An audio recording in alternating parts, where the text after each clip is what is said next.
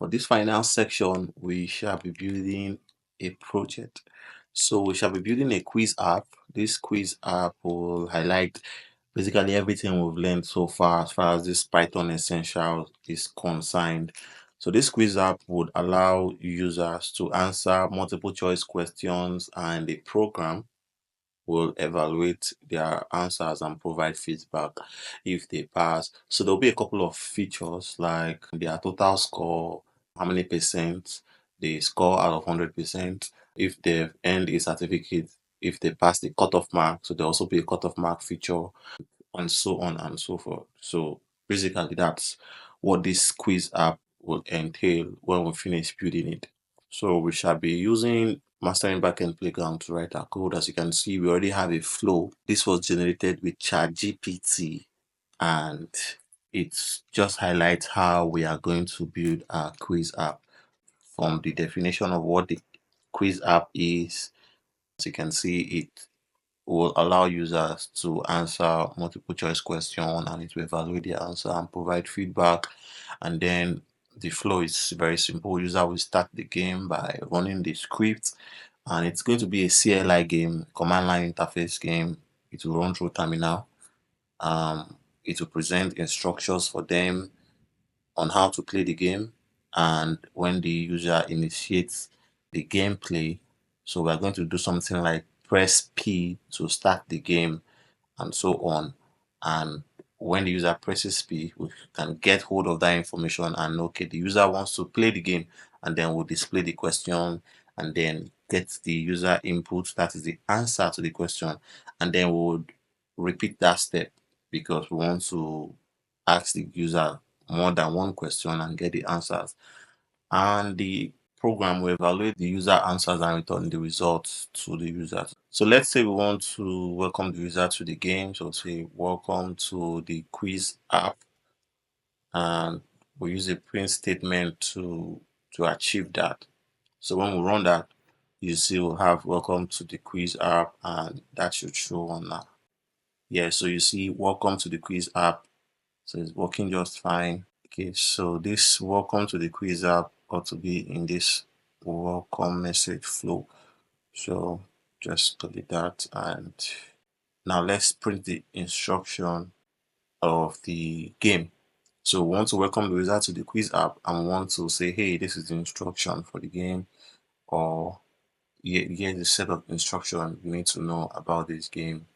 And yeah, read it and know how the game works, and let's do that. So we say instruction one. We already have a set of instructions I generated from ChatGPT. So say use designated key ABC. So the game will come like a question and have options like A, B, or C, and then they will be able to choose if the answer is A or if the answer is B. That's why it's a multiple choice question. So it will have multiple choice to select from for the answer. So if it's A or B and C. So put in the other instruction, and we have the instruction already now. So you see we have, let's create like a header instruction. So we say game instructions, and then we have two instructions. To run that, you see we should have awesome. Yeah, welcome to the quiz app, game instruction, instruction one and instruction two. Let us make our quiz app more readable. So we'll just add some spaces. So there will be a space between welcome to the quiz app and then the instructions, so it's readable. That way, see that everything is readable. Yeah, awesome. So we have welcome to the quiz app, some space. This is the game instruction, and so on. So that's what we've been able to do. Now, let's say we want to get the user input and let them proceed to play the game or not. We can use the input function to achieve that. And let's call the input function and say enter P to proceed. Yeah. So when we do that, we run, let's clear that to make the code visible. Now we can get the user input by assigning user input to the input function, and then we can check if the user input, if the user actually entered P by checking if user input is equals to P. And if that is true, then we now know, okay, yeah, the user has entered P and the user wants to proceed to play the game. So we should create like different kind of checker or status, like the proceed status to know, okay, if the proceed status is true, if we should proceed with the game or not, or if it is false. So we want to set the proceed status to true when the user enters P, right? So we'll come to line 16 and say, so if the user enters P, that's from this line, then we can now come down here and say we can actually use continue to continue, or we can use pass to just ignore that line and just move on.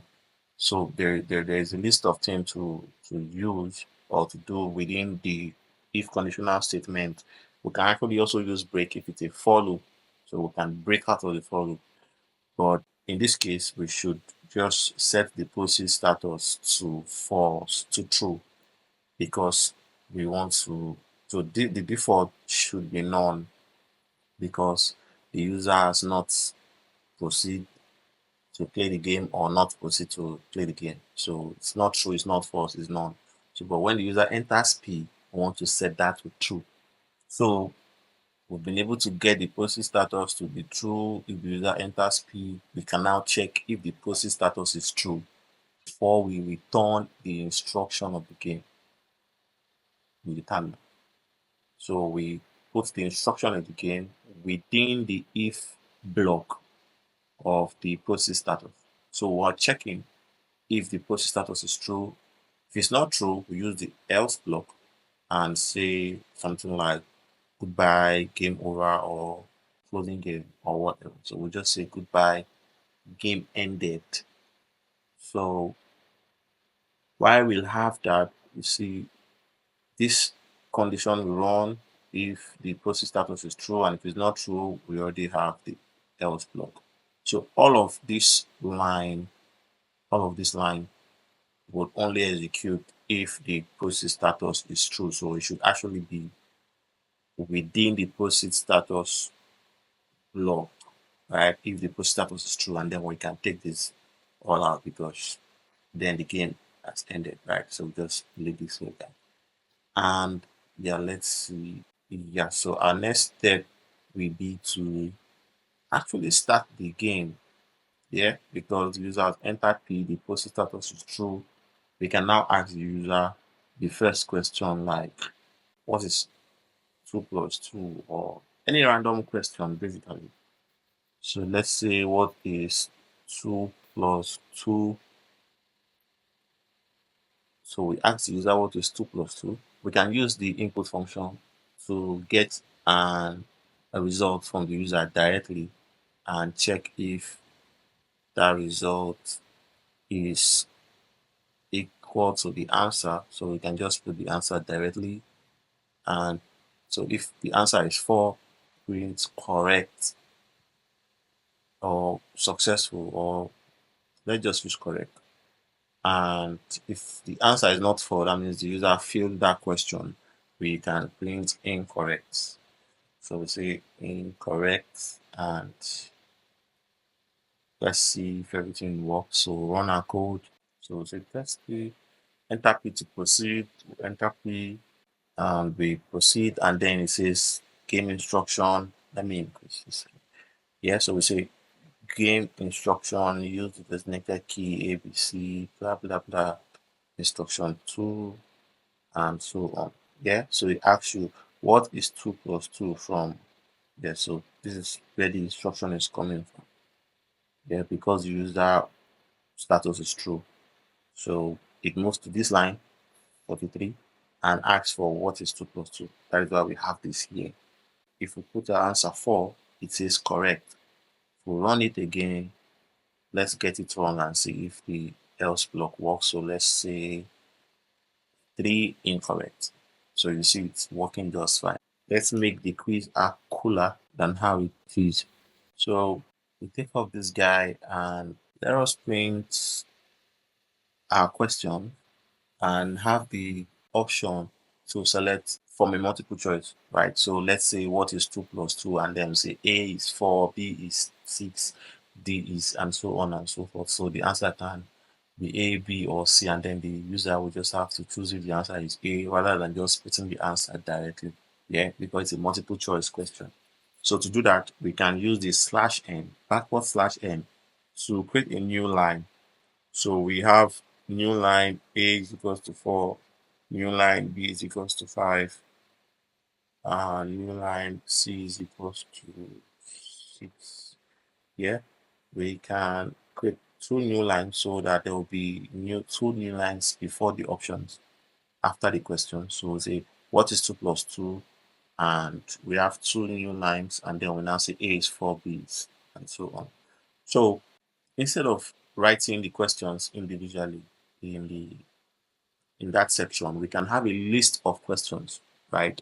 And have a list of answers as well. So for every question in the list, we have an answer to that question in the list of answers, right? And we can also have the total number of questions. So let's say len question will be the length of the question. That's the length of the list. And we can just call that total count, total question. Let's say total count. So total count is equal to len question. The reason why we need the total count is because we want to be able to use that within our for loop when we are iterating through the list of questions. You'll see that shortly. So we use for loop. We say for loop for item in list of questions. Yeah, because we want to iterate through the questions. You say for item in questions. So print item. So for every instance of the iteration, item will be equals to each of the question in the list of questions. So the first question will be maybe what is 2 plus 2, the next question what is 2 plus 3, and so on. So when it is iterating through the loop, item will be equals to the first question, right? For that instance, would have access to the question, have access to the answer to that question, and we can get the user input. We can check if the answer to that question is correct or not. So for example, we can have a list of answers like this to the above questions. So A will be for the first question, yeah, and you see this one will be for question 2, would be for B is for question 2, and so on. So if we have 3 questions, we'll have 3 answers.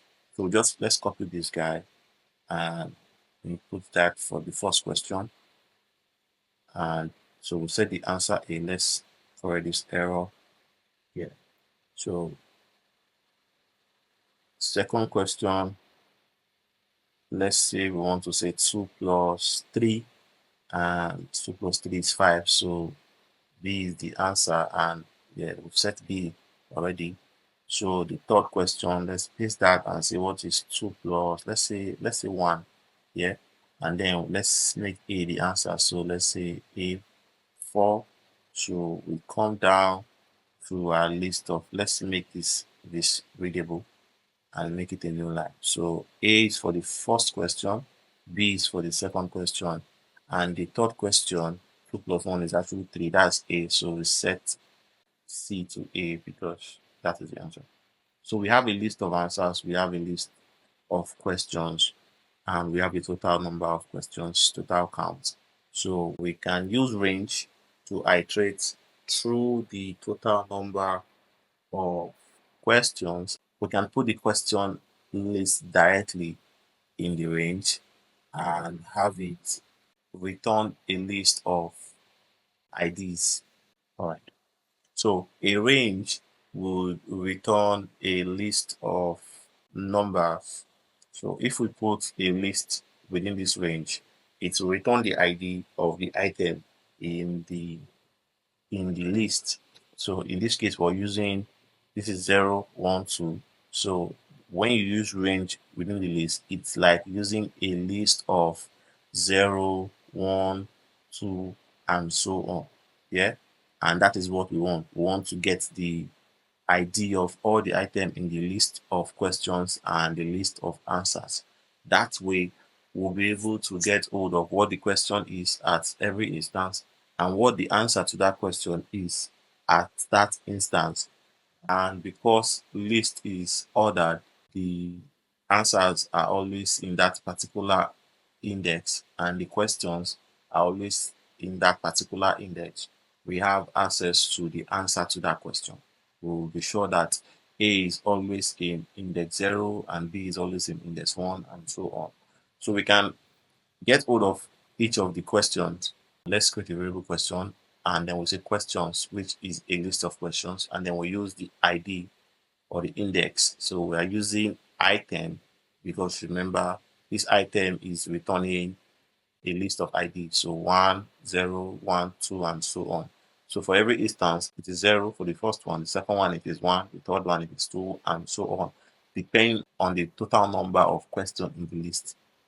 So you see for here we have this is 0 and this is 1, the next one is 1 and the next one is 2.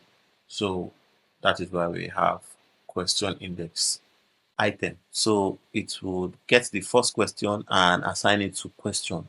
You can do that for answer and say answer equals to answers, and then we set the index to item so that we have what the question is and we know what the answer is.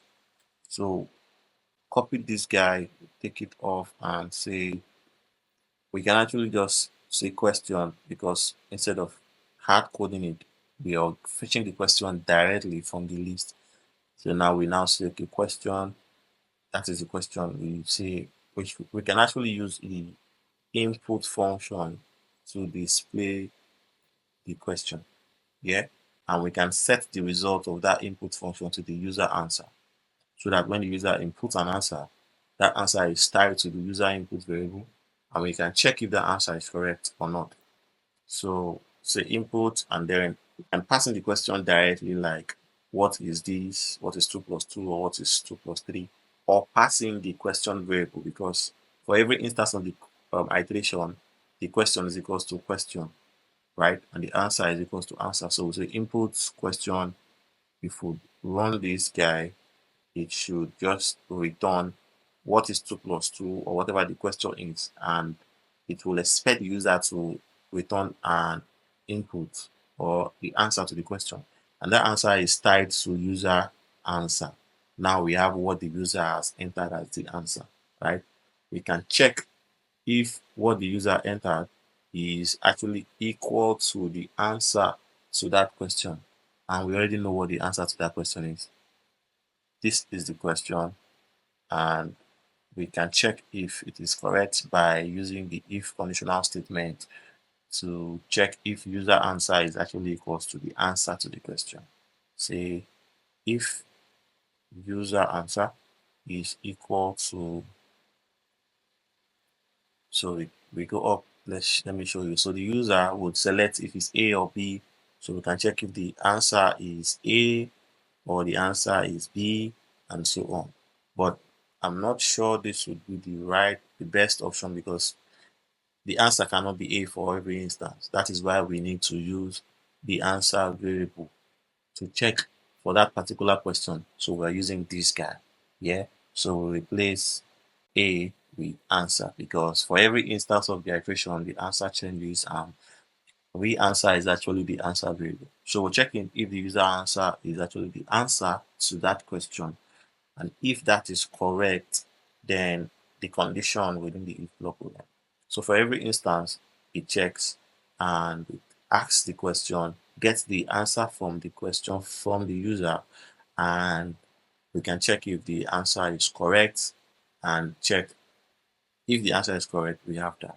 So we can create a new status. For example, we can say the past status, or let's call it this pass, yeah, let's call it pass status.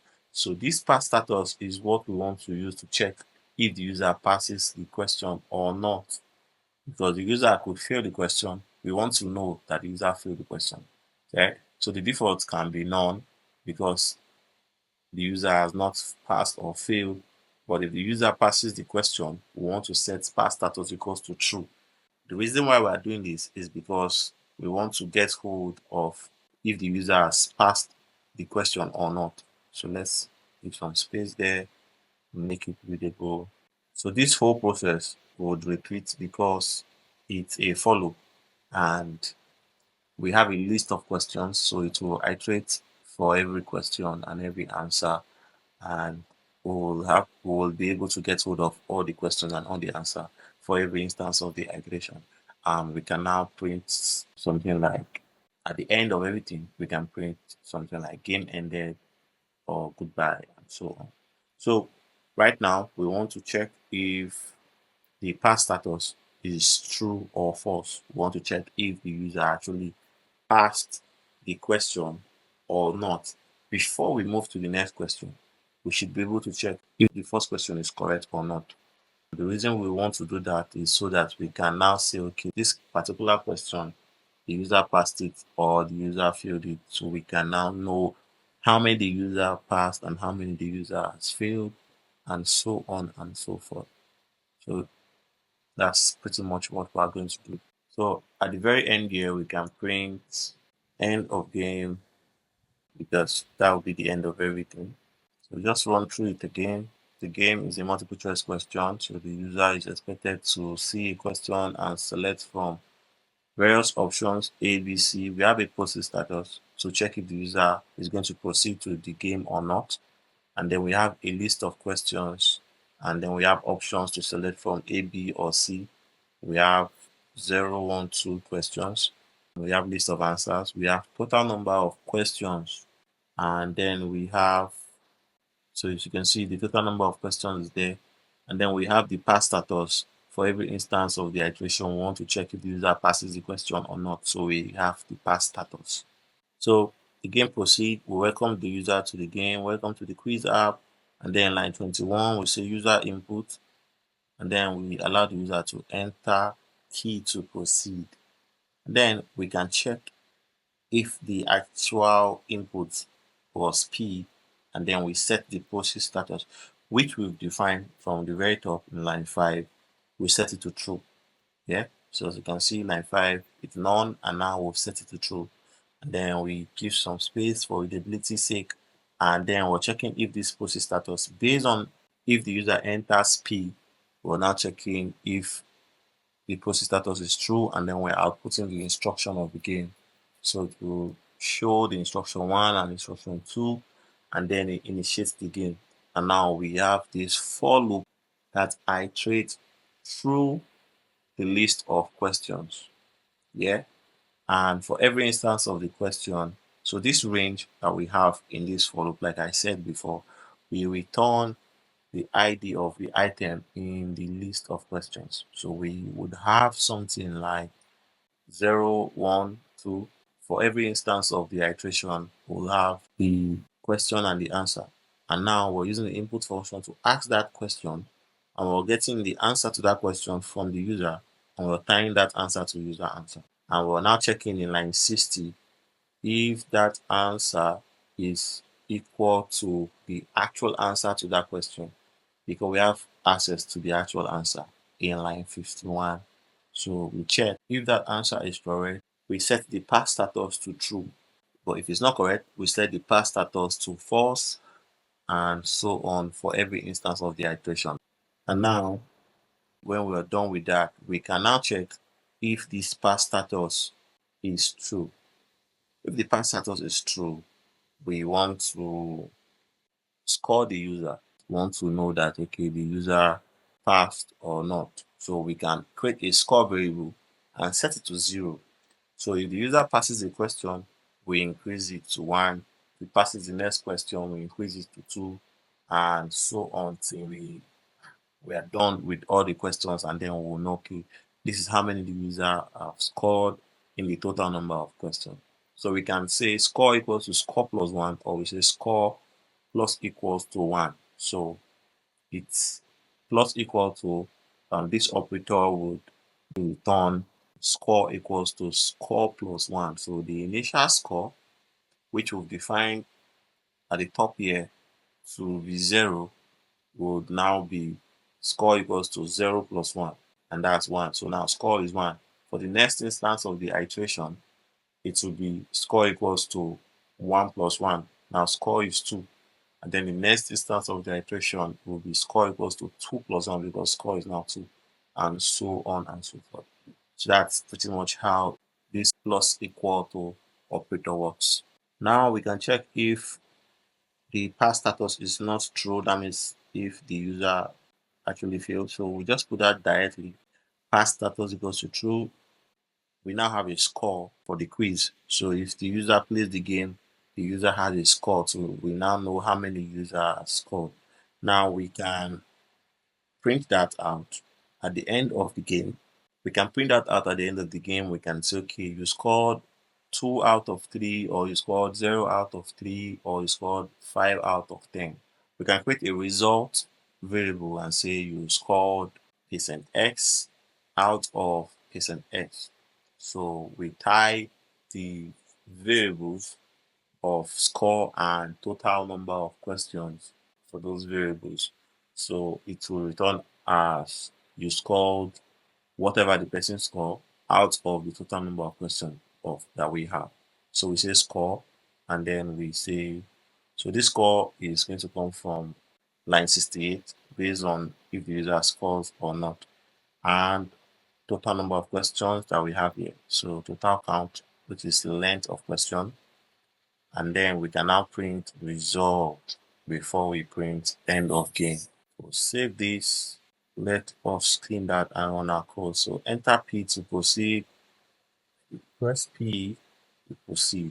Okay, so we have an error here that says list object cannot be interpreted as an integer. What this means is that we can't pass a list as argument in the range function. We have to pass in the total number of items. So range takes in an integer, not a list. So we can pass in maybe 10 or 5 or whatever we need to pass in, and it will return a list of numbers that are, I will give you an example.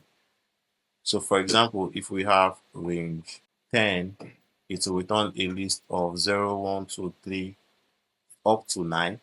We have range 6, it will return, let's do range 10. So this would return a list of 0, 1, 2, 3, 4, 5, 6, 7, 8, 9. That's how range works. And if it's actually range 6, it will then return 0, 1, 2, 3, 4, 5. Yeah. And that's how range works. So we want to return a list of the range of total number of questions. Yeah, so we say total count here. So this will return 0, 1, 2, 3. So if we run this, enter P to proceed. So you see it's working fine now. The instruction, the question, what is 2 plus 2? It says A is 4, B is 5, C is 6. So you see the input function is just very close to 6, and that's not very visible enough. So put 4. Let's see if we're getting there. Let's get it right, and just we'll fix that error later on. So 2 plus, so let's say, yeah, so let's put a space just before the user input function. Yeah, so let us now say, for example, we want to say enter answer just after we ask the question. Yeah, so we can say enter answer and put colon and space, so the user would know that he is supposed to enter an answer. And then before we put enter answer, we want to put the question there. So we can do that in a new line, and then put the question before the new line, and then we say enter answer. So this way we'll have questions come up, then the options, and then a new line, then we'll have enter answer. We use %x, and then we just put percent here and put this in bracket. So this question will come up first, and then it will ask for the answer, and it will tie the answer to user answer, and we can check it out. So that's pretty much how that will work. So the question will come to this side, and then it will create a new line and ask the user to enter the answer to that question.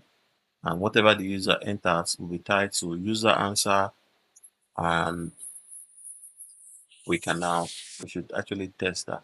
Let's create a space here again just for readability's sake. I'll close that around that. So enter P to proceed. Put P and then it gives you the instruction. As you can see now, what is 2 plus 2? We have our option. We have enter answer below. So you see it's very readable now.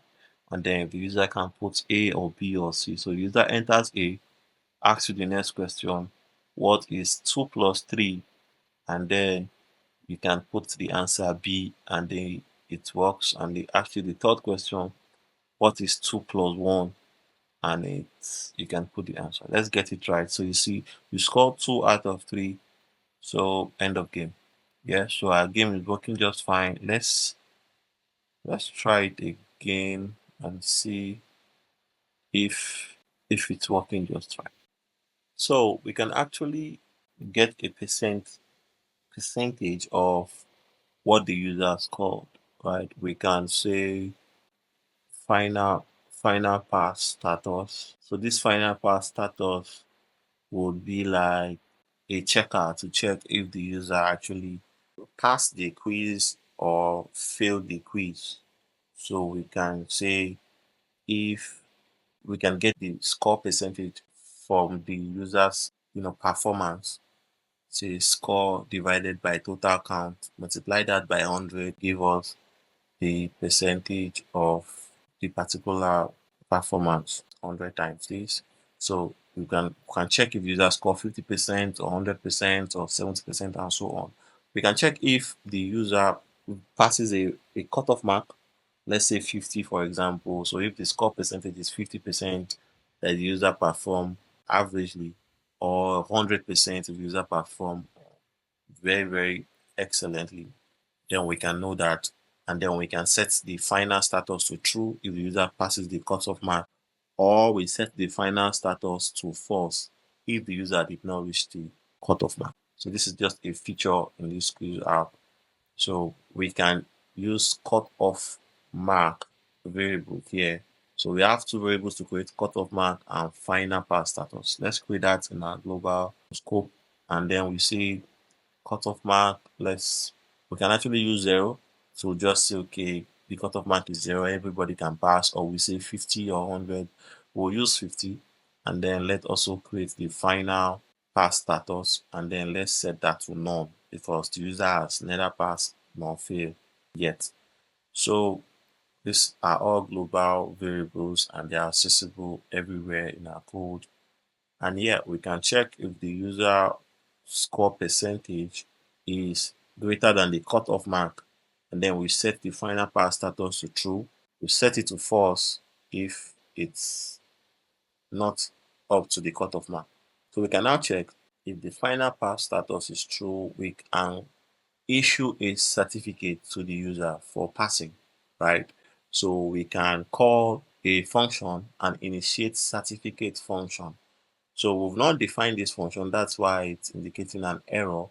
We can define this function above, but the point here is that when the final pass status is true, that means the user has passed the cutoff mark. We can call the initiate certificate function.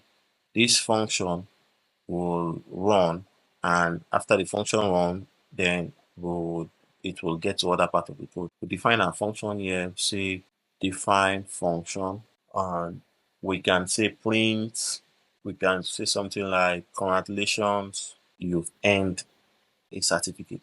So whenever we call that function, it will come here and run the function and then print congratulations, you've earned a certificate. So this function will only call it whenever we want to issue a certificate to a user. So let us wrap it up in a variable, copy that, paste that here, and we return message variable. So whenever we call the function, it will return that. So we can now create a variable here and say message equal to initiate certificate. So that will return and tie that return value in the message variable, and then we can say print message. So as you can see now, this will only run when the final pass status is true, and that final pass status is true if the score percentage is greater than the cutoff mark, right? And we'll set the cutoff mark from the very top of our code. So we can check if this final pass status is not true, and if it's not true, we want to not issue a certificate to the user, right? Because it's coming from the cutoff mark. This final pass status is only true if the score percentage is greater than the cutoff mark. So we can say message is, we can assign that to no certificate. So this would run if the final pass status is true, and if the final pass status is false, it will say no certificate. So let's run, and yeah, a code runs and it say what is 2 plus 2, let's say b, and then what is 2 plus 3, let's get this one right, and then what is 2 plus 1, let's say b. So you scored 1 out of 3, no certificate, and end of game. So it's working just fine. So the no certificate was printed out because this final pass status was false, and that was because the score percentage was not up to the cutoff mark, and that is because the user scored 1 out of 3, and that is why there is no certificate. Let's say we only want to issue a certificate when the user has the certificate, right? So we can now say if message, that's if message exists, print message. So if the user does not have a certificate, it does not print no certificate. That's quite embarrassing to say no certificate. So we can print message here, set message here to none. So when it gets to line 103, yeah, it will check. So when this final pass status is true, it initiates the certificate function, and it is set to none originally. And because we now have, based on the function in line 98, we have a value for it. If message exists, it will print message, right? That's you've earned a certificate. But if message does not exist, it will not print it, right? We're only printing message if message exists, and it exists based on line 98. If the final pass status is true, we call the initiate certificate function. So that's pretty much how that will work. We can save that and then we get to the end of the game. Let's run that. Enter P to proceed. We enter P and then we proceed. It asks you what is 2 plus 2, and you put the answer. Let's get it right this time. So what is 2 plus 2? We put A. We hit enter. Move to the next question. What is 2 plus 3?